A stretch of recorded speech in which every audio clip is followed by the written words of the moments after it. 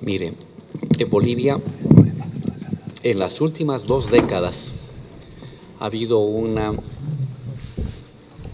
explosión, digámoslo así, de la presencia de sectores populares en el ámbito universitario. Fácilmente le puedo decir que en los últimos 20 años se ha multiplicado por 4 el número de estudiantes, y no solamente de clases medias, sino de clases populares que se han lanzado a la universidad, y eso es un gran logro, esa es una gran apertura, no solamente de la universidad, sino también del conjunto de las estructuras institucionales del Estado. El segundo avance que hemos tenido es los recursos que el Estado está pudiendo dar a la universidad. Debido a las políticas de nacionalización del gas en mi país, hay un impuesto directamente aplicable al gas. De tal manera que si usted exporta más gas, un porcentaje de esa exportación pasa directamente a la universidad. Y como Bolivia en estos últimos años ha mejorado su exportación de gas, han mejorado los precios del gas, los recursos que se transfieren de manera extraordinaria a las universidades se han multiplicado. Si no me equivoco también, solamente en los últimos 5 años, en los últimos 6 años, los ingresos totales de las universidades se han multiplicado por 3. Es decir, si el año 2005 la universidad recibía 100, ahora recibe 300 en 5 años. Eso se traduce en mejor infraestructura, posibilidad de becas, posibilidad de incentivos para la investigación de los estudiantes, apoyo en la alimentación, mejora de bibliotecas. Entonces, ahí hay una buena base material para fomentar y democratizar la educación superior. ¿Dónde yo veo deficiencias a superar? Que el régimen de formación universitaria todavía se mueve con una lógica y una dinámica de hace unos 20 años atrás. Le pongo un ejemplo. Hoy día de hoy, la producción de gas en Bolivia es el 50% de las exportaciones. Del total de la inversión en mi país, en el ámbito productivo, un 60% está dedicado al ámbito petrolero y gasífero. Pero no tenemos ingenieros petroleros. Y tenemos que estar mandando a Venezuela, y tenemos que estar mandando a Dinamarca o a, Noruega, a formar nuestros ingenieros petroleros. En los siguientes años vamos a comenzar a industrializar el gas, y nuestra universidad no tiene ni una sola carrera sobre industrialización de gas. Lo mismo le pasa con el tema minero. ¿Qué pasó? Anteriormente, el país, como habíamos privatizado la riqueza, venían los técnicos y los profesionales extranjeros, y la Universidad Boliviana cerró sus carreras. No había incentivos, no había espacio. Llega el presidente Evo, se nacionaliza los recursos, se abre una ruta de inversión y de producción gasífera estatal, pero los profesionales no existen. En ese sentido, la universidad está desfasada de la nueva dinámica económica de nuestro país, por lo menos en 10 años. Y entonces nos está costando los cuadros, la formación de los jóvenes que van a conducir este tema de la industrialización, este tema de los hidrocarburos, ¿no? Lo mismo nos pasa con otras dinámicas. Por ejemplo, economía comunitaria. Antes se pensaba que las comunidades tenían que desaparecer. Había que aburguesarlos o había que proletarizarlos a las comunidades. Era la lógica liberal y la lógica desarrollista de los años 50. Hoy las comunidades son fuertes, son numerosas y estamos como Estado buscando potenciar su propio desarrollo económico en lo que hacen. Otro tipo de modernidad. Tienen su propia lógica de modernización las comunidades, que no es la de la fábrica, que no es la de la pequeña industria. Muy bien. ¿Dónde están los profesionales para la economía comunitaria? No hay. Hay que formarlos. Hay sociólogos, sí, pero los sociólogos pueden describir la sociología, con sociología rural, cómo funcionan las cosas. Pues usted necesita ingenieros, usted necesita agrónomos en economía comunitaria. Y así le puedo ir dando una serie de ejemplos de cómo hay, frente a esta nueva economía emergente en Bolivia, el desfase y el atraso del sistema universitario para proveer los profesionales, los intelectuales, los investigadores sobre esta dinámica real. Ahí encontramos un desfase entre Estado, economía, por un lado, y sistema universitario. Lo podemos decir, lo podemos hablar, pero un cambio tiene que nacer de la propia universidad. Como hay autonomía universitaria, cogobierno, que nació justamente aquí en Córdoba y que se irradió a todo el continente. Muy bien, hay un, digamos, hay una percepción muy soberana de lo que es la universidad respecto al Estado, lo que es bueno, pero no es bueno cuando comienzan a caminar de manera separada, a la espera de una revolución universitaria en Bolivia. Porque los mismos jóvenes, si no se modifica todo el sistema educativo, por decisión de los propios universitarios, van a encontrar frustraciones. Muchos abogados, muchos comunicadores sociales para un país que necesita más agrónomos, más ingenieros, más técnicos. Necesidad del Estado no solamente de nivel de formación de grado, sino de posgrado.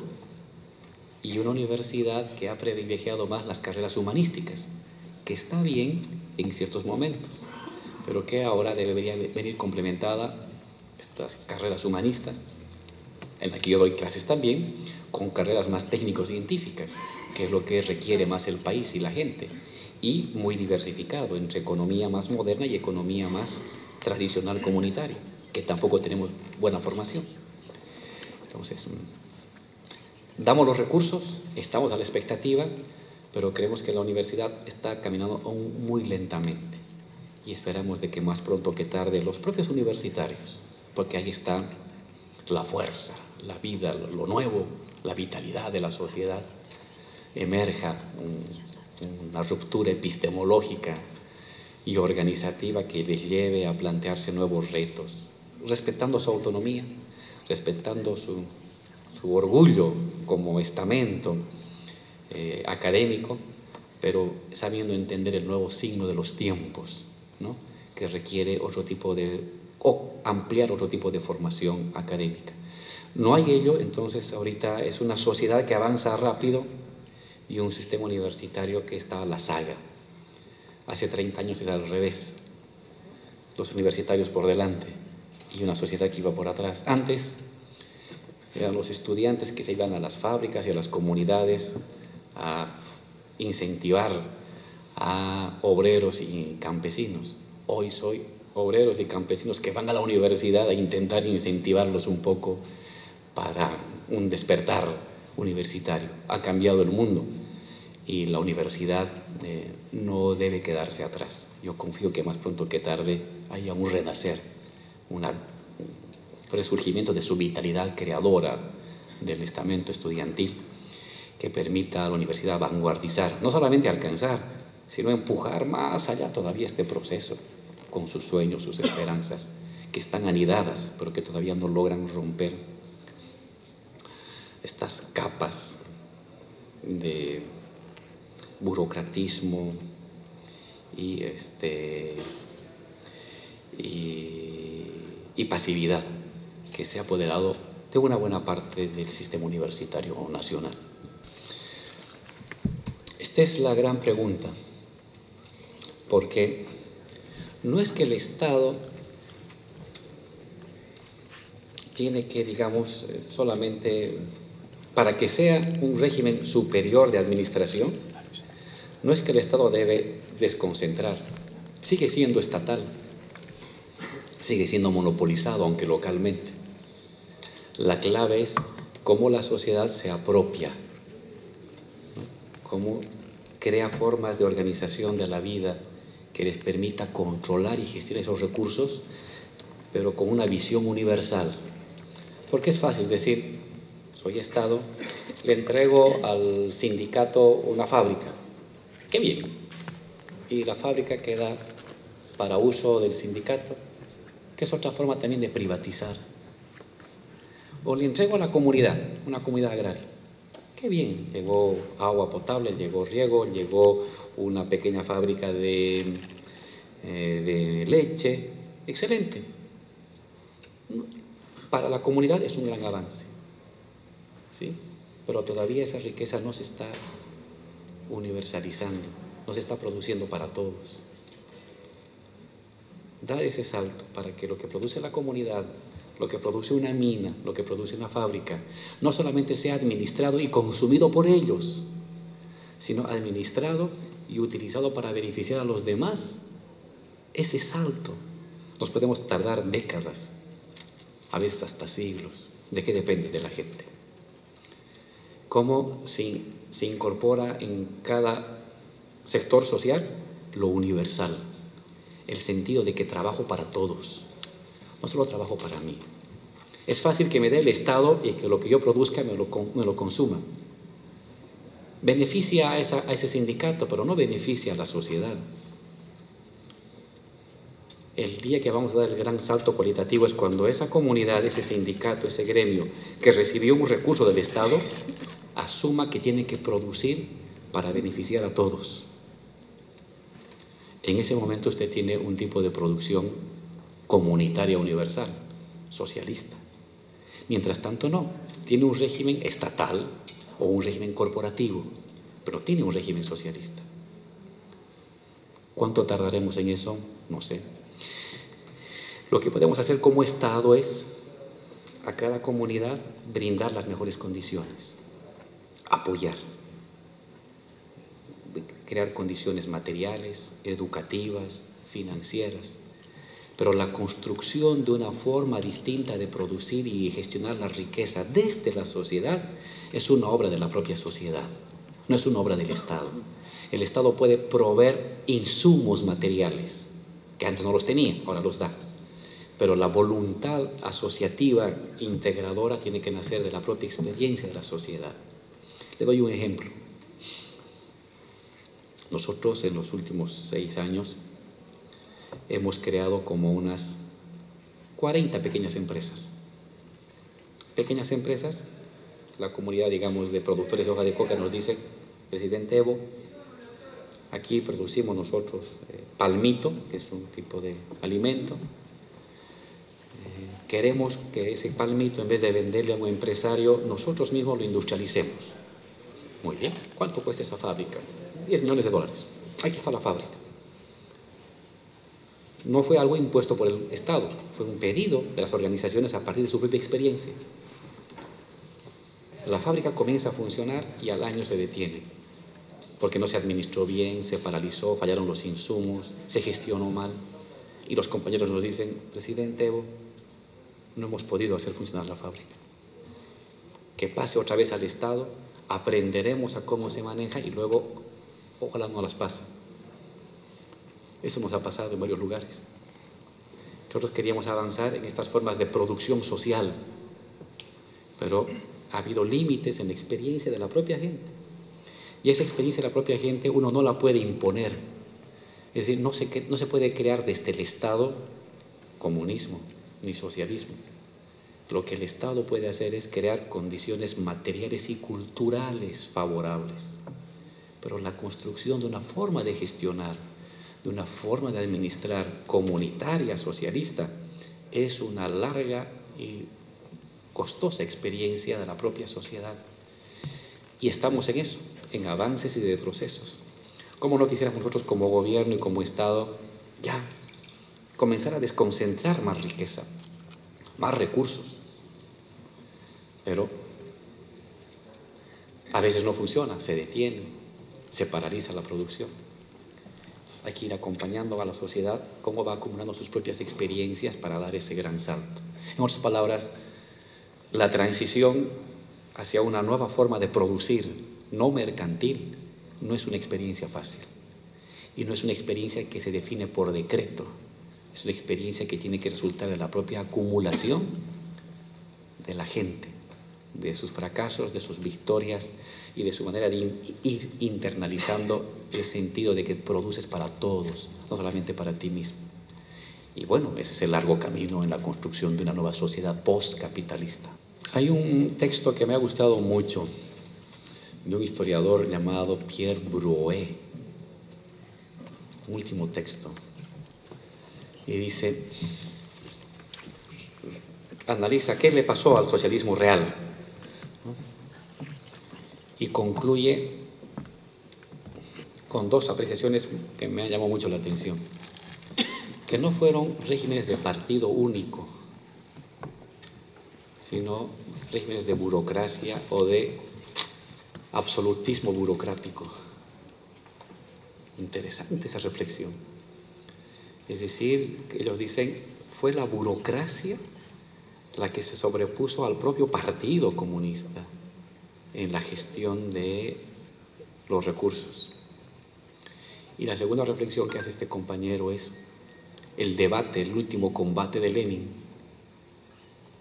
que el partido bolchevique no se vuelva Estado, que el partido bolchevique no se vuelva administración pública, sino que el partido se mantenga como un agitador y organizador en la sociedad. Y desde ahí vaya equilibrando y controlando a la burocracia. Y fracasó en esa pelea. Vino Stalin, que no es tampoco el ogro. Stalin mantuvo todavía el partido a la cabeza, pero lo fusionó al Estado. Y después de Stalin, con Khrushchev hasta Yeltsin, la burocracia se sobrepuso al partido. ¿Por qué le cuento eso? Porque son experiencias de construcción de sociedades postcapitalistas que debemos saberlas recoger para no repetir esos errores. Porque ese camino ya tiene un límite. Primera lección, el Estado no lo puede ser todo. Propiedad estatal no es igual a propiedad socialista. Propiedad estatal ayuda, crea una lógica de lo universal frente a la lógica de lo privado, pero todavía no es un universal real, es un universal ficticio todavía. Mejor que el privado, pero no es el universal real. Dicho en términos no filosóficos, sino más prácticos, la propiedad del Estado no es una propiedad social. La propiedad del Estado, de campos petroleros, de electricidad, de sistemas de agua, ayuda a concentrar la riqueza para distribuirla, pero todavía no es una nueva forma de producir ni una nueva forma de propiedad distinta a la capitalista. Es una transición. Entonces, las experiencias hoy en día que se están trabajando en Venezuela, en Ecuador, en Bolivia, también en Cuba a su modo, dan un papel importante al Estado, pero no lo absolutizan. No se considera que el objetivo es estatizar la economía. No, te ayuda a estatizar una parte de la economía para tener excedente y distribuir riqueza y generar bienestar en el campo, en la ciudad, en los sectores abandonados. Pero todavía no has creado un nuevo tipo de propiedad que sustituye a la privada. Eso estamos aprendiendo. Hemos concentrado 40% del PIB en Bolivia, es del Estado, muy bien.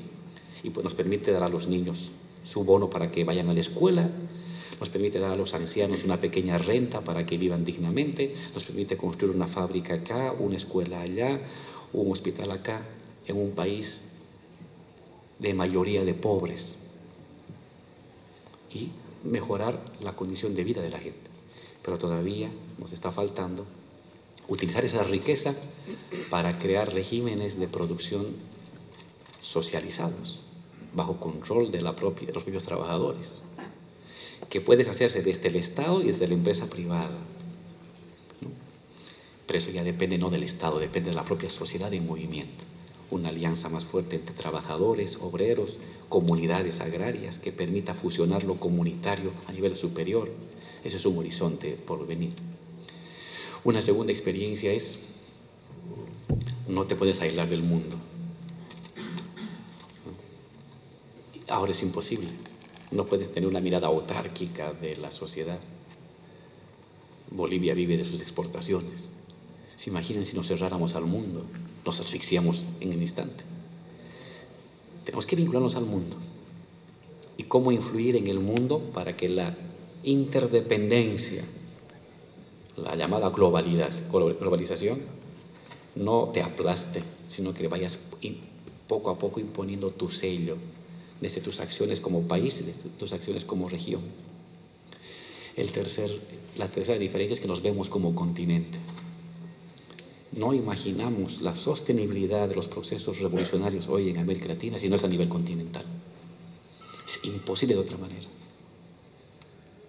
Si no tuviéramos el apoyo de Argentina, a su modo, o de Brasil, o de Venezuela, o ellos de otros países de América Latina, estos procesos progresistas revolucionarios, algunos reformistas, otros más revolucionarios, serían imposibles.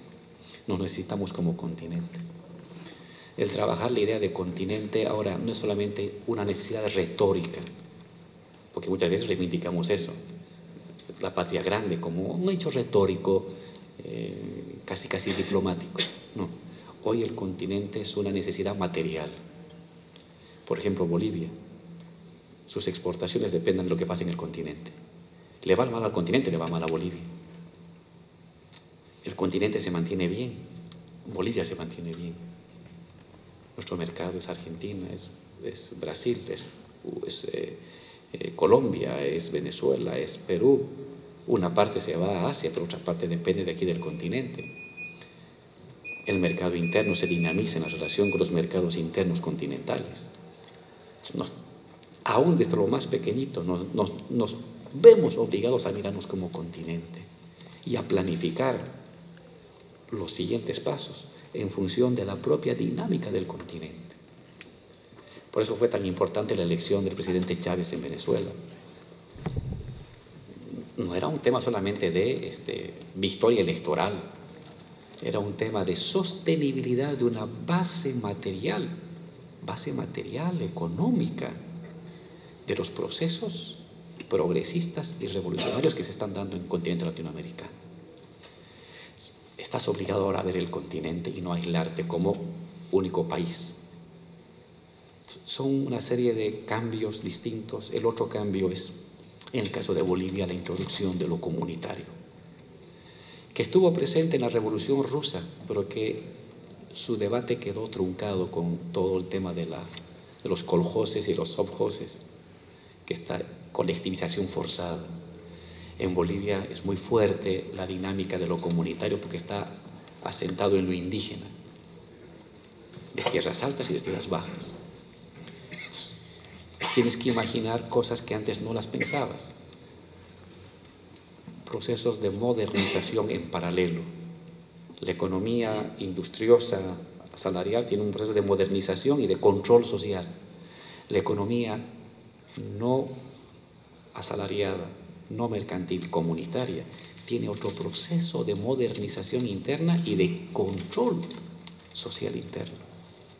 Ese debate lo hicieron los populistas en 1890 hasta 1910 y luego quedó trunco. Ahora hay que retomar, porque aquí tienes un país, Bolivia, donde lo comunitario local fragmentado es muy extendido y donde lo urbano, industrioso, moderno es muy reducido. Entonces tienes que recuperar esos viejos debates e introducir en tu cabeza la nueva lógica de lo comunitario, paralelo a lo asalariado. Y el último elemento decisivo que no estuvo en los debates de principios del siglo XX es el tema de la naturaleza. ¿Cómo construyes desarrollo preservando a las siguientes generaciones? Nosotros venimos de una revolución de los pueblos indígenas, donde la naturaleza es un ser vivo, no es simplemente un depositario de medios mercantiles, donde tú para producir dialogas con la naturaleza en una relación de intercambios, das para recibir y preservas la continuidad de las siguientes generaciones. En la lógica mercantil capitalista, la naturaleza es simplemente un medio para la acumulación. Si hay que destruir para ganar, la destruyes. Si hay que preservar para ganar, la preservas. Pero en una lógica utilitaria. Y aquí es una otra lógica de relación mutuamente vivificante. Como decía Marx. ¿Qué decía Marx? Hay que humanizar a la naturaleza y hay que naturalizar al ser humano. Ese viejo debate filosófico de 1840, perdido en los debates del 900, renace otra vez acá. Estamos obligados a eso. Y más aún con el tema del calentamiento global. Temas que parecían, digamos, folclóricos en los años 50 y 60, ahora se vuelven hechos materiales, fuerzas productivas de la naturaleza, fuerzas productivas vivificantes, fuerzas productivas ancestrales. Es materia, en sentido fuerte marxista, pero que ahora los necesitas para prever la reproducción de la sociedad y de la naturaleza que te rodea. En concretito, carretera o parque. Es una cosa muy concreta, no es solamente un debate filosófico. Parque y naturaleza, y carretera. ¿Cómo haces para tener carretera que ensamble Oriente con Occidente? Conté que para ir a la Amazonía hace 80 años atrás tardábamos 1 año, y hoy para ir a la Amazonía tarda 6 días. Aún en pleno siglo XXI tarda 6 días para llegar a la Amazonía. Necesitas unir la región, pero tienes que hacerlo a la vez preservando la estructura del medio ambiente. En cada decisión que ahora vas tomando tienes que ir equilibrando ambas. Este es un debate nuevo para la construcción de las sociedades postcapitalistas. No puedes construir ahora postcapitalismo si no incorporas en tus ejes de reflexión fundamental la naturaleza, cosa que lo habíamos dejado de lado en los años 20 hasta los años 80. Era un tema que ni se debatía, era productivismo puro. Cuantas más mercancías, más volúmenes de producción, mejor te iba. No, un momento. Aquí, si no reproduces la naturaleza, te está yendo mal. Entonces, esa es otra novedad también que se introduce en la construcción de nuestras sociedades postcapitalistas o en nuestro horizonte postcapitalista. ¿No? Me tengo que ir. Muchas gracias. Permiso.